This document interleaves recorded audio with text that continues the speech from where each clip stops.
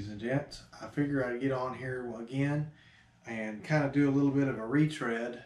The last video I did with this rifle, it didn't turn out as well as I thought it should, and my lighting has greatly improved since I made it. So I figure I'd make a quick impromptu video from the big comfy couch, or rather it's also known as the futon. So anyway, this here is my RDAK-74. I'll try to keep it in frame here. Basically, I bought this one because I wanted a 5.45 gun that would be reliable and basically keep me in the 5.45 game and be a small caliber, high velocity cartridge. Currently, before I get into price and what's on it and whatnot, we'll talk about what I have done to the rifle. Since I've owned it, I basically put on the Kyber Customs Cheese Grater handguard, ALG AKT UL, Ishchefs or Ishmash grip to it, and then a Romy nylon sling. When these ship, they come with one Bulgarian Circle 10 30-round magazine and the case that you see next to me.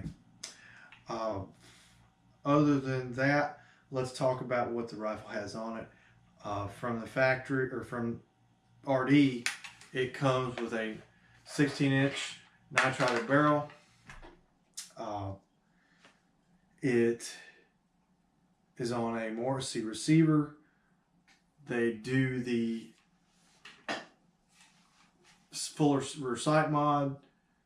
It is Morel Moly resin, I believe is how it's pronounced, is the coating that's on it. So it's durable and it does not seem to be affected by any sort of cleaning solvents. It does have, like I said, it has a nitride barrel on it. If I remember correctly, this is Arsenal furniture, so it's just US made stuff. But other than that, I'm right now, if I remember correctly, I'm over 1,000 rounds with this rifle and haven't had any issues to speak of. And then we'll get in, since I have it out, we'll talk about nitrided barrels and poly coated ammunition. Because this rifle doesn't have a chrome lined barrel in it, and it also, I'm using Wolf Poly Performance, and it's not really even an issue. It was an issue on my part because I wasn't cleaning the rifle as it's intended. If you have one of these and you shoot it and then it gets warm and then you leave it chambered or whatever and you don't clean it and you pick it up, there's a good chance you may get a stuck case, and it's from a dirty chamber. So if you do your part, yes, it is an AK, yes, it's supposed to run like a top. If you have that type of ammunition, if you're not using, the corrosive 7.6 ammo, there's a potential you could get stuck cases and it not be the gun's fault. It's actually the ammunition that you're using. I do understand that at one point, Wolf changed the actual coating on their casings, and it was supposed to rectify that. I actually have experienced a issue where it would not extract because of the stuck case. It would fire, it would chamber the next round, and when it would go to chamber, because it had a stuck case, because of the actual dirty chamber, I couldn't get it out, and I would literally have to mortar the rifle to get it out. That's not an issue with the gun. I literally brought it home, cleaned it, went back to the range, and perfectly fine. No issue. Like I said, I'm over 1,000 rounds with this rifle, and that was the only issue, and it was my issue that I made. So I'll keep this pretty short. Like I said, if you guys can see this, It's a fine rifle from Rifle Dynamics. When I ordered this, they were kind of backlogged. I've had this for several months now. I think it took 47 days by the time I ordered it, by the time I got it. But the wait times vary because of, production schedule. So if there's a lot of orders in, you may have to wait. It depends on how many people have ordered. The action is very smooth, not a lefty.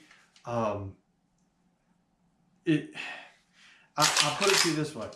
One thing I have noticed with this gun, and I may talk about this in a later video, you have to fit those AKT ALG triggers to the gun.